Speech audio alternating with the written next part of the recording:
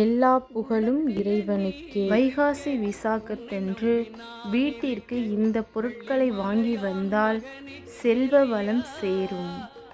வைகாசி விசாகத்தன்று முருகப்பெருமானுக்கு உகந்த நாள். அன்று விரதம் இருந்து முருகன் சன்னதிக்கு சென்று 6 நெய் தீபங்கள் ஏற்றி வழிபட வேண்டும்.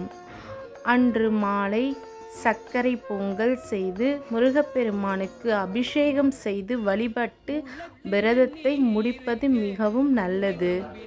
வைகாசி விசாகத்தன்று வீட்டுக்கு வாங்கி வர வேண்டிய பொருட்கள்: கல் உப்பு மகாலட்சுமி அம்சம், நாட்டு சர்க்கரை குரு அம்சம், வெள்ளை சர்க்கரை சுக்கிர அம்சம், துவரம்பருப்பு, பால், பூஜைக்கான பொருட்கள், சந்தனம், பச்சை கற்பூரம், ஏலக்காய், விரலி மஞ்சள், கிராம்பு இவை அனைத்தும் பூஜை அறையில் வைத்து வழிபட வேண்டும்.